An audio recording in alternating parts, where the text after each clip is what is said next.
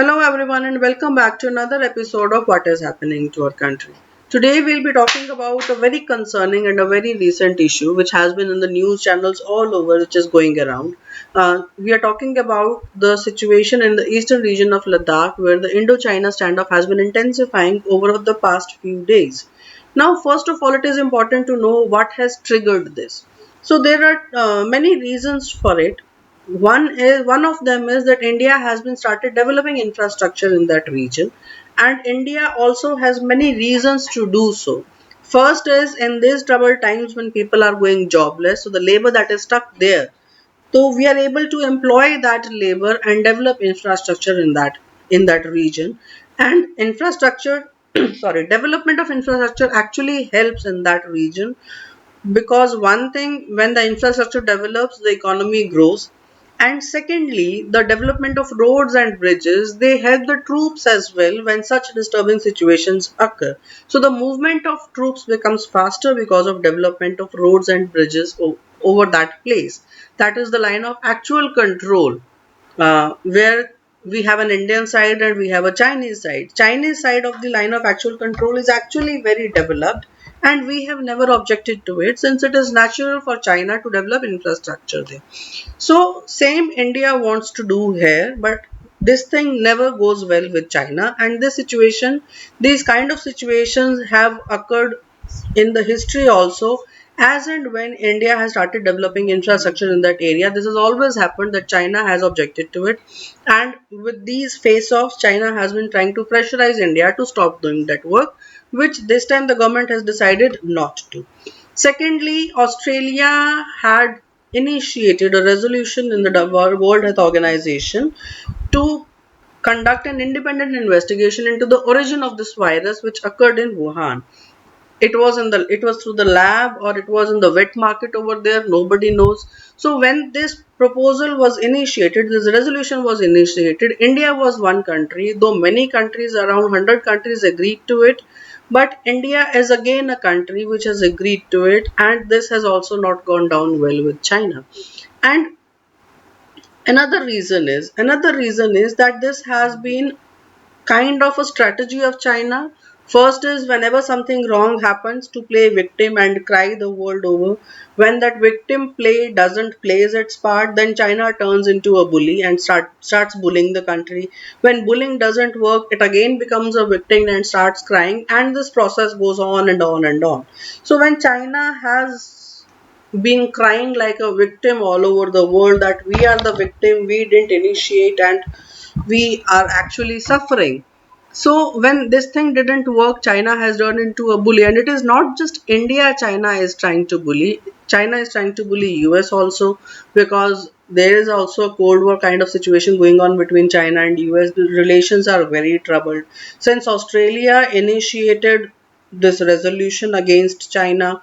So China, it has not gone down well with China in that part also, and it is having a troubled relationship with Australia also, and it has actually given many sanctions against, raised the tariff when it comes to trade with Australia, and it is having economic repercussions also. Another reason is that many countries are now trying to leave China, which are having their manufacturing units there or some offices there. And since they don't find it safe now, so they are trying to move out. And when they are trying to move out, India becomes a very natural choice for this, because more or less circumstances are same on both the sides. As far as the development is concerned, it is almost at par. Cheap labor is available, abundant labor is available, and of course resources are also available. And this China knows, and India has, under the leadership of Prime Minister Narendra Modi, India has created a very good reputation in the world over, and this is definitely going to help. Like, one German giant shoe company has already agreed to set up its manufacturing hub in UP, in Agra specifically. Agra is already very famous for leather industry, so all the favorable situations are available there. So likewise, we had a news recently that Japan has also given a help of $2.2 billion. Japan has announced to Japanese companies who want to move out of China and want to shift their manufacturing units or offices in other parts of the world. So India becoming a natural choice, China is worried that way also, because this again doesn't goes down well with China. That China is, because if there is a warlike situation and situation is actually disturbed, so the foreign investment doesn't comes into the country because it is not considered safe. So if India and China are in a warlike situation, then China is under an impression, and maybe rightly so, that that countries will avoid coming to India. And this is what China's intention has always been, that even if the countries agree to leave China in these hostile times, they should move out to some smaller countries which China can dominate. Secondly, one more reason is that Chinese people now are not happy with the Chinese government, and they are looking for answers. They are actually asking the government, they are seeking answers why so many of people have died, and most of them are not reported. In fact, some news suggest that China has reported maybe only 2 to 5% of the deaths that have occurred in China. And we have been seeing videos circulated on social media. I don't know how much of it is true and how much of it is false. But it seems that China has failed, kind of, because it is, see, when a pandemic happens, people catching this virus is a natural thing, but the way you handle it, the way many videos have come up, and the inhumanly treatment that has been given by the Chinese government, not supporting people but actually sealing them in their houses and letting them die there without any food, without any medical support, and even not letting them go out to fend for themselves. So when these things, these kind of situations have happened, people are looking for answers, and Chinese government is not ready to take that. This has always been the attitude of the Communist Party. There is situation intensifying in Hong Kong also. Hong Kong is also fighting for its liberty, and there is a tense situation with Taiwan also, which Chinese government doesn't want to answer. So this is an uncomfortable situation for China, and so China is trying to divert its attention by starting bullying people here, and people now should be more concerned about the war than to seek answers. And when it goes on for a longer duration of time, people will actually forget that. And people, by the time situations normalize, people must have moved on, which always happens, because the rubbish things have been happening over the history, and people are troubled about it, and then they forget and move on in life. So this is what China is expecting. So there are lot many reasons why this is happening, but it is really concerning for India, because it is actually affecting us. It is actually affecting us because it doesn't make any sense when both the countries are fighting this pandemic and then China being escalating this thing. So it will be interesting to see.